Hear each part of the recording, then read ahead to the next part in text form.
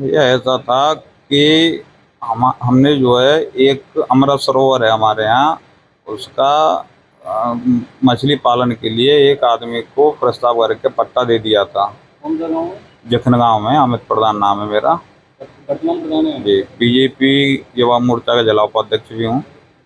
हमारे यहाँ एक आरआरसी सेंटर आया था जिसमें पूर्व प्रधान है नेत्रपाल, जो वर्तमान विधायक का गुर्गा है, उसने उस पर कब्जा कर रखा था। वो राजस्व टीम ने तोड़ दिया था, तब से वो रंजिश मानने लग गए।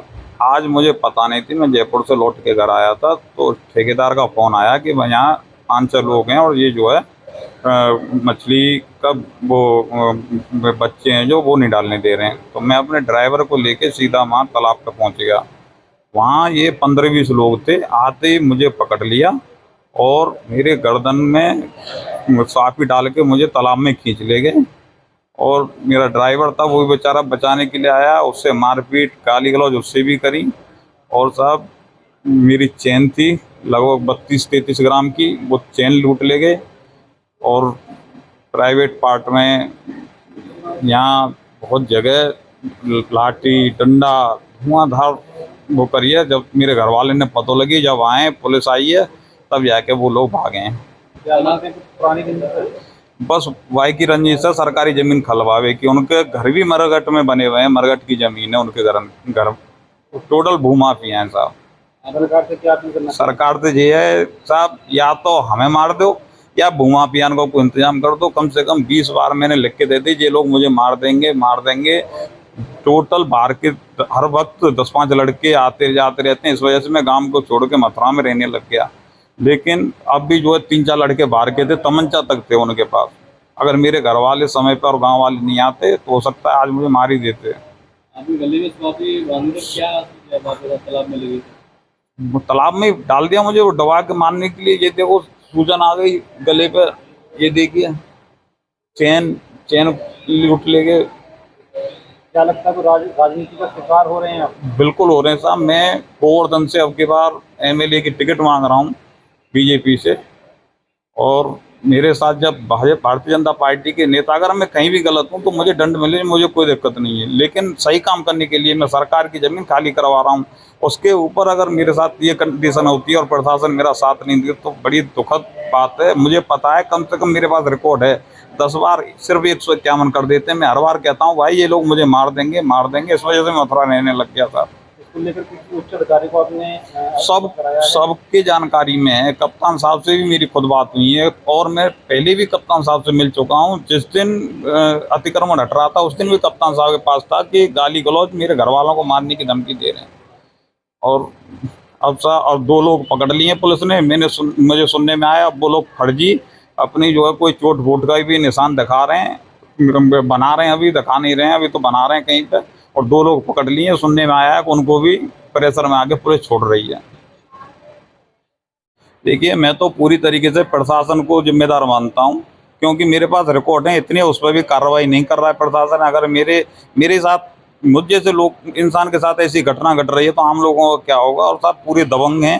पहले भी मुझ पर 2022 में भी मुझ पर ऐसे हमला हुआ था। और ये लोग मेरी बहुत बुरी कंडीशन में चल रहा हूँ मैं, मुझे पता है। मैं तो सच बता रहा हूँ, मैं तो ईमानदारी से, अगर मुझे इच्छा मृत्यु मिल जाए तो मैं मरने के लिए तैयार हूँ। मुझे ऐसा जीवन नहीं जीना जलालत का।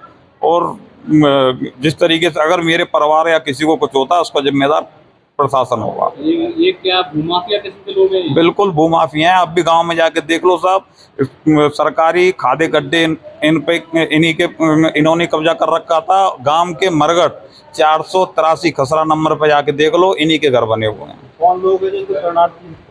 ये विधायक के चेला गुरु हैं, वो हैं गुरगा। कौन विधायक हैं? गोवर्धन विधायक मेघश्याम सिंह। अब भी वही सिफारिश कर रहे हैं और वो क्लियर कह रहे हैं कि इनके भी चोट आई है। अगर साहब किसी के चोट हो तो मुझ में अभी गोली मार देना। इतने झूठ हमें बर्दाश्त नहीं है साहब। भैया मेरा नाम है दिगंत प्रताप सिंह, जखन गाँव से हूँ। ये मेरे बड़े भाई हैं अमित प्रताप सिंह। आज ऐसा हुआ था, मैं वहाँ से आया था जयपुर से, मेरा ऑपरेशन हुआ था किडनी का, तो वहाँ से दिखा के आया था मैं। तो घर पहुँच के एक हमारे यहाँ अमृत सरोवर है, अमृत सरोवर में तो मछली पालन के लिए शासन ने ही बोला था कि ऐसे ये पंचायत के लिए, तो वो ठेकेदार को उठा दिया था।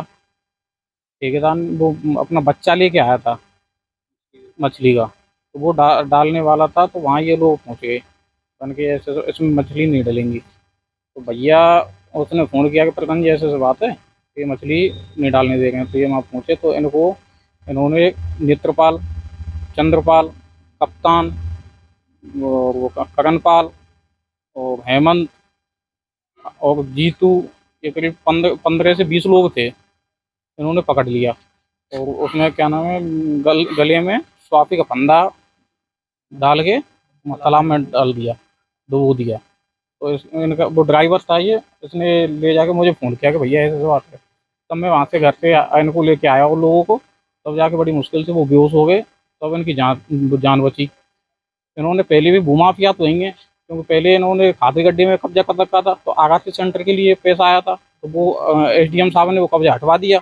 इनके जो मकान है वो शमशान घाट में, आज भी वो देख लें, जांच कर लें, शमशान घाट में मकान बने हुए हैं। पहले कई बार एसएसपी साहब को, एसओ गोवर्धन को लिख के दे कि हमें हमारी जान का खतरा है, लेकिन अभी तक कोई कार्रवाई नहीं की है प्रशासन ने। क्या माना जाए कि कोई राजनीति का शिकार हुए हैं या कोई, हो सकता है किसी बड़े नेता का, विधायक का, किसी का तो हाथ है। तो इसको लेकर किसी अपर लेवल के अधिकारी को आपने अवगत कराया? कप्तान साहब से कराया, क्या आश्वासन दिया? 151 कर देते हैं। एसओ गोवर्धन ने मेरे खिलाफ हो रखी है, मेरे 2 किडनी के ऑपरेशन हुए, फिर भी 151 है। शासन से क्या गुहार लगाना? ऐसे लोगों के खिलाफ कार्रवाई करें सख्त से सख्त, मैं तो यही कहना चाहूँगा। मैं तो खुद जिला मंत्री हुआ मोर्चा में भाजपा में, मेरे कार्यकर्ता की सुनवाई नहीं हो रही है। इस तरीके की घटना हुई है तो प्रशासन ने क्या आश्वासन आपको दिया है? अब इंस्पेक्टर साहब से बोला था मैंने कि ठीक है मैं कार्रवाई करूंगा, जेल भेजूंगा, ये बोला, आप देखो क्या करते हैं। मौजूदा प्रधान के साथ ऐसी घटना हो रही है तो आम आदमी के लिए क्या कनेक्शन? प्रशासन की वजह से तो सरकार बदनाम है, क्योंकि ये पूर्व में भी ये आपराधिक किस्म के लोग हैं, पहले भी हमारे साथ हो चुकी है। 1 साल पहले हुई थी, 3 महीने पहले हुई है, आज फिर हो गई। अब ये हमारे साथ हो गई है, और लोगों के साथ हो सकती है। ये आपराधिक किस्म के लोग हैं शुरू से ही। इनका कोई आपराधिक इतिहास है आपके है, हरिजन एक्ट 307 है, उसमें जेल रह के आए। तो प्रशासन से अपील क्या करेंगे कि इन पर सख्त कार्रवाई हो? मैं तो यही कुछ कहना चाहता हूँ कि इन पर कार्रवाई हो।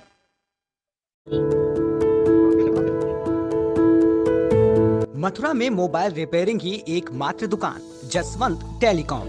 विजिट करें जसवंत टेलीकॉम, मंडी चौराहे के पास, हाईवे प्लाजा के सामने। मोबाइल रिपेयरिंग और एसेसरीज का होलसेल व रिटेल के उचित विक्रेता। मथुरा की नंबर 1 शॉप जसवंत टेलीकॉम भी एक बार जरूर विजिट करें। The best mobile repair all over India. Mobile number 9837851017।